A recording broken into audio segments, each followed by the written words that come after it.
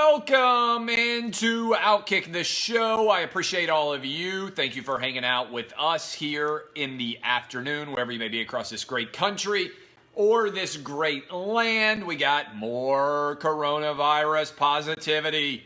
The Corona Bros are going to be breaking things everywhere as the coronavirus continues to recede across the land and around the world. Corona Bros ain't happy. We're going to talk about Peter King. Speaking of Corona Bros, coming on Outkick this morning. He felt comfortable insulting me for years in his column. He felt comfortable insulting me on Twitter. I invited him on the show. It did not go well for Peter King. Christian McCaffrey, no longer underpaid running back, highest running back deal of all time. We'll talk about it. The NBA has a return plan. I meant to talk about it yesterday, forgot to do it. And Cincinnati has dropped men's soccer. Is this a sign of larger budgetary crises that is coming as we continue to follow the fallout from the economic impact of the coronavirus? But we begin with coronavirus positivity. Here are some data points for you. In Europe, do the Corona Bros still care about Europe? Do we know? Have they stopped sharing their graphics and every fear porn element that they had? They've almost disappeared on my Twitter feed. I don't know what's happened to them. Even in the comments, they've disappeared. I don't know where they've gone. Back to their basements, back to their hovels, back to their caves where they plot the latest apocalypse on Reddit forums, where they all sit there with anonymous glee and celebrate the decline of society. They're pessimists. They're losing. Optimism wins time after time after time. So, Italy, lowest number of cases since March 13th. Nearly, over a month. Italy, lowest number of new cases today in a month. Germany, lowest cases in nearly a month. Spain, lowest cases since March 22nd. These are numbers of new total daily cases as we are beginning in Europe to kick the coronavirus's ass. Now, maybe they still want to focus on France. Maybe they want to focus on England. The point is, sooner or later, the coronavirus gets vanquished everywhere, as I told you would happen. How about the United States? We have had 9 straight days of lower new total daily cases since April 4th when we peaked. We have had 3 straight lower death days. Death is a lagging indicator, but the overall signs very positive in that direction. Also, 33 states and Washington, D.C. yesterday had 10 or under coronavirus deaths across the entirety of the country. Come May 4th, all of the trend lines are suggesting it's time to go back to work. And I want you to talk and follow me along a pathway here. Have you noticed, as I have, that initially the rationale for the lockdown was to ensure that hospitals were not overwhelmed, right? This is interesting. The philosophy of the curve is not that fewer people are going to get the illness. It's that we are going to spread out how long it takes for people to get the illness so that we don't have a massive upswing. But if you look at the curve, whether it's fast and pointy or long and plateauy, you end up with the same number of people that get the coronavirus. It seems to me that there has been a noticeable pivot in the last week or so as the numbers have started to decline. Have you noticed all these people starting to argue, oh, we can't go back to work until there's a vaccine. We can't have events until there's a vaccine. And my argument is, are you crazy? We can't shut down the economy indefinitely to wait for whenever a vaccine might emerge. Half of the people in this country don't even get a flu shot every year, and the flu oftentimes kills more than the coronavirus is. 2 years ago, 80,000 people died of the flu, and most of you didn't even hear about it. You didn't even pay attention. You didn't adjust your behavior in any way. And now we're talking about shutting down the country because the coronavirus might still exist in the fall and get some people sick, I'm sorry. If you are elderly or you have a suppressed immune system, you should be incredibly safe in the decisions that you make. If you are young and you are healthy, we need to go back to work and get this economy rolling again. 17 million people have lost their jobs. On Thursday, we're probably going to hear about another 5 or 6 million people, meaning over 20 million people are going to be without work in this country. Lost jobs is a big, monster, massive, huge impact on the health of this country. Depression rates skyrocket. The lack of good food for kids skyrockets. The domestic abuse rates skyrocket. Child abuse probably is skyrocketing right now. We can't define health entirely based on the coronavirus. That is absolutely insane. Tangible, intelligent, real social policy requires balancing of all different sorts of issues. And this is what I've been saying from the get-go. I want you to follow me along here. We could not, go read my article yesterday about the coronavirus on Outkick. It was really well done, if I do say so myself. We could stop all car accidents right now by making everybody stay in their house, and we would save 40,000 deaths in this country this year. 1 million deaths over the next 20 or 25 years. But millions, if not tens of millions of people would end up dying of starvation. It doesn't make sense to shut down forever. The rationale was, let's make sure that we don't overload hospitals with too many people getting sick all at once. Now the rationale seems to me to have pivoted to, if we don't have a vaccine, we can't reopen the country. That's just wrong. That is fundamentally flawed analysis. I think the national consensus needs to be, most people go back to work on May 4th.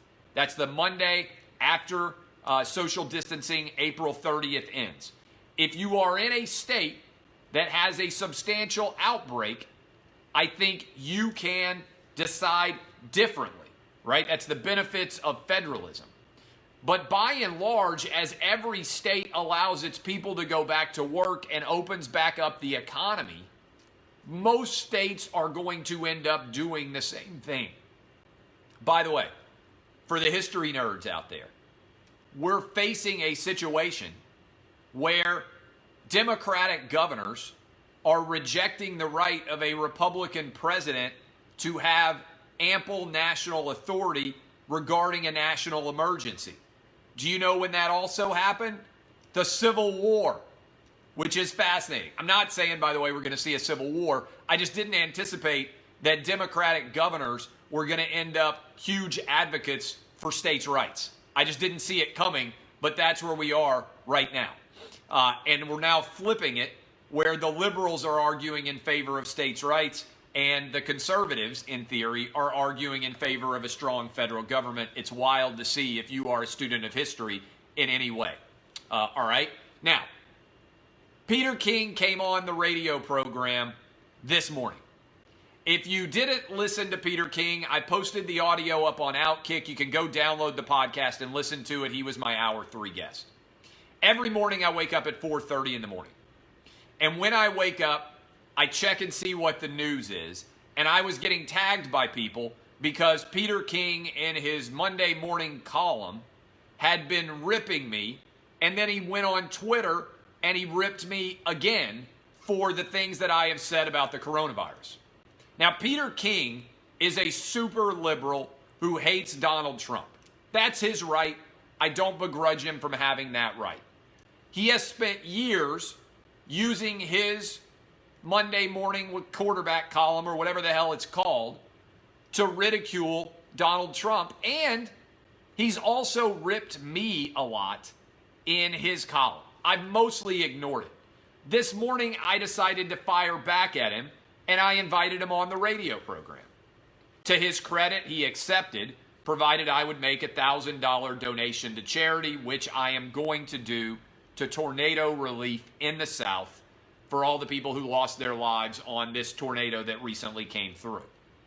Peter King is donating money to feed underprivileged, undernourished people. Good for him. But he came on the program. And my first question is, why do you not like me? Straightforward. And then from there, he basically demonstrated that he doesn't have very much knowledge about the coronavirus, although he said that he believed that the 2.2 million people who were forecast to have died in the Imperial College planner, the big one that went out that everybody paid attention to, 2.2 million people would have died in the United States. Well, it appears around 50 or 60,000 people are going to die of the coronavirus this year. That's 20,000 less, at least, than died of the flu 2 years ago. But I asked Peter King, did he believe 2.2 million people would have died? He said yes. And then he said, and then I said, well, how do you not give Donald Trump credit in any way for the gap between 2.2 million and 50 or 60,000? That is over 2 million lives, theoretically, that Peter King believes have been saved in the United States based on Donald Trump, the governor's, and the mayor's activities. And then he said, well, Trump hasn't done a good job responding to the coronavirus. I said, well, do you agree with the decision to shut down travel to China on January 31st? He said he did. I said, because a lot of people, including Joe Biden, called that racist and xenophobic when he decided to do that in January. He said, yeah, but he didn't do anything after that. Well, I said, well, he did shut down travel to Europe, and we're currently all staying at home right now, which is what Dr. Fauci and Dr. Birx said we should do. And then I said, but wait a minute. What would you have said, and I think this is a big key that everybody needs to be asking, what would you have said if in February Donald Trump had shut down Super Tuesday and not allowed the Democrats to vote? What would you have said if in the middle of the impeachment trial that was going on in February, what would you have said if Donald Trump had announced all senators had to go home and everybody had to self-quarantine? You would have said, and every left-winger on the planet would have said, Donald Trump is trying to take over the country by being a dictator and shutting down our ability to vote for who's going to run against him and trying to shut down the impeachment trial. The entire left wing of this country would have lost their minds. Nancy Pelosi went to Chinatown on February 24th in an effort to try and make it look like Donald Trump was racist by shutting down travel to China. Dr. Fauci on February 29th said there was no reason to panic on television.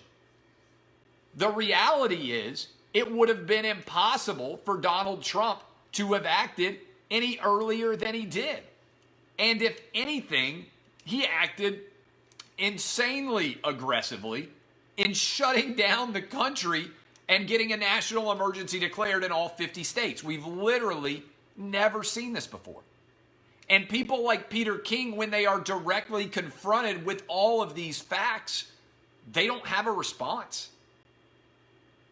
I'm not saying Donald Trump's response to the coronavirus has been perfect. Certainly, very few of us are perfect in the decisions we make, no matter what our profession is. But if you want to put it in sports terms, it's an all-star performance. It may not be the greatest performance, but it's an all-star performance. To go from 2.2 million people who may well have died all the way down to 50 or 60,000. And the fact that people like Peter King are so deranged in their hate for Donald Trump kind of gives you a sense what I deal with on a day-to-day basis. The sports media is more liberal than the media at large. And when Peter King came on my show, I think what you saw is he's a dilettante. He doesn't know that much about the coronavirus. He called Donald Trump the most dangerous person he's seen in America in the world in his life. So I said, isn't that quite a contrast? You believe that Donald Trump helped to save millions of lives, yet you have said he's the most dangerous man in the country, in your life, in the world. More dangerous than Osama bin Laden, a man who swore to attack American democracy and kill us all if he could as part of a holy war. More dangerous than Kim Jong-un, who would like to potentially begin nuclear war. The democratically elected president of the United States, who is the most liberal Republican president since Teddy Roosevelt, is the biggest threat to the country and the world of your life, Peter King? And you just came on my radio show and admitted that Trump helped to save millions of lives based on your belief that the 2.2 million model, Imperial College model of the coronavirus was accurate. Peter King is representative of many people in positions of authority in the media today. They have 20-foot high opinions that are 1 inch deep. When you actually ask them to defend their opinions, they crumble and recognize there is no substance to their actual opinions. And by the way, I welcome people who disagree with me to come on Outkick. I was respectful of Peter King. I allowed him to make his points. But these are the people who sit around with the blue check marks on Twitter coming at me all day long, sometimes for years. And every now and then, I got to shiv a man in the cafeteria in broad daylight for everybody to see. We got to play with prison rules every now and then. You come on my show, you can make your case, and I can fillet you and hand you back cut up so bad you don't even know what happened. That's what happened to Peter King this morning. He isn't very good at talking about anything other than the NFL. Credit to him for being decent at the NFL, but don't try and use your column as propaganda to make arguments for stories that frankly you aren't well knowing about in order to do so.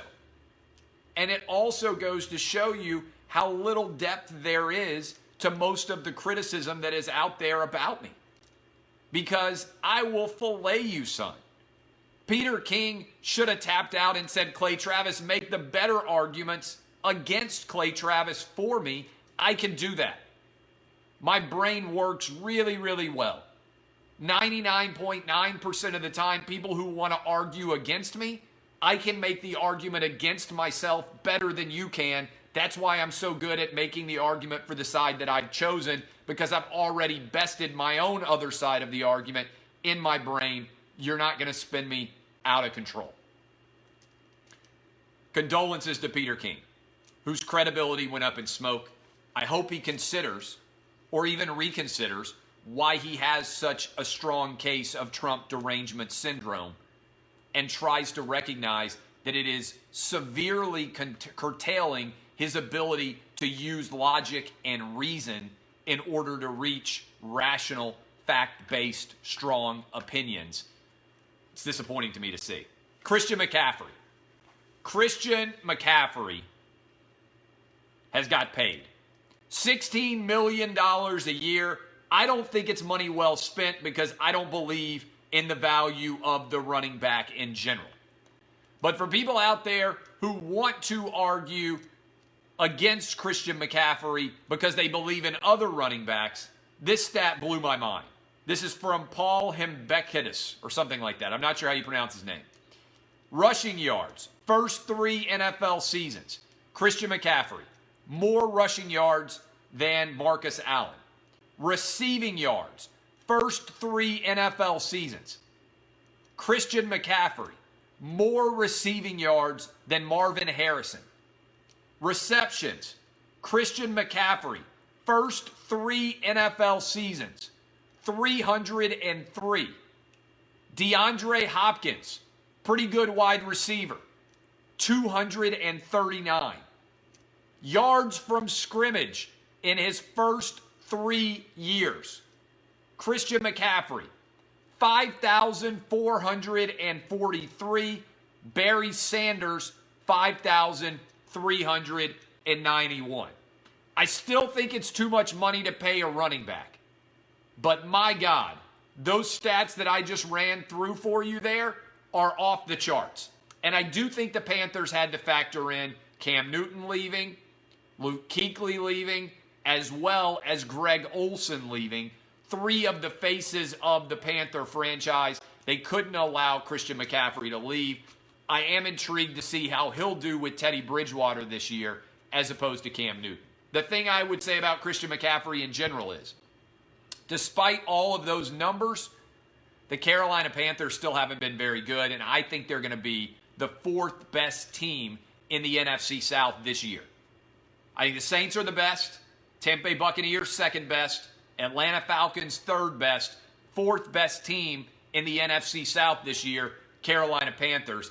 I'm just leery about paying anybody $16 million because of what we saw from Todd Gurley, because of what we've seen from Le'Veon Bell, and because I'm not really sold on what we're going to see long range from Ezekiel Elliott based on all the money that he got. I think the Panthers are going to have a losing record this year, and their running back is going to be really highly paid in order to end up with a losing record. NBA return plan. Brian Windhorst at ESPN said the NBA is thinking about this return plan. 11 days to get their players back into good physical condition, and then 14 days of camp before you move in to the NBA playoffs. I believe it's a smart play. The NBA should return. Major League Baseball should return. The MLS should return. PGA, the UFC, also NASCAR. All of them should be back this summer in June and July. If I were running the NBA, I would have a plan in place starting on May 1 to train, or the first week in May, and then June 1, we start the postseason, and we play June, July, and into August to finish the NBA season.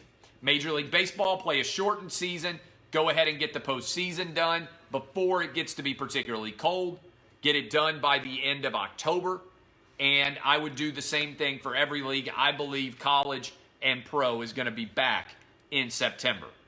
This is a tough story. Finances matter. Economics matter. The University of Cincinnati announced that they are doing away with their soccer program because the athletic department budget is under strain. If college football doesn't happen this fall, then Armageddon is coming for college athletic budgets. Every college athletic budget is totally allowed to exist based on football. That's it. Football, top to bottom, pays for everything. Other than football and men's basketball, at some places, every other sport loses money. All of these scholarships, all of the housing, everything else is all about the value that comes from football.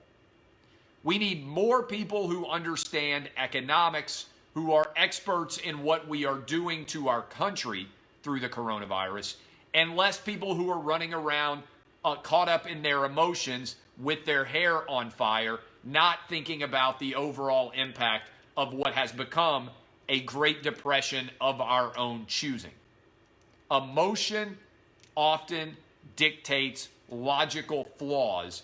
We got to get the country back up and running. College football and the NFL are a big part of that. We have to have both of them this fall, period. We need more Dana Whites, more people trying to make things happen, and less people trying to think of a reason why things cannot happen. This is the country of can, not the country of cannot. It's time to put American ingenuity to work and bring back sports. All right. I love all of you. My name is Clay Travis. If you like this show, share it. Outkick the Show. You can go check out my interview with Peter King. It's up on outkick.com. You can also go listen to the entire podcast this morning. Shannon Spake, Jeff Schwartz, and Peter King were the guests.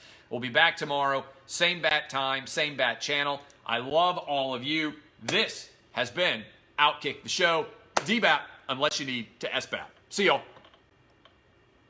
Love you. Thank you, Facebook. See y'all.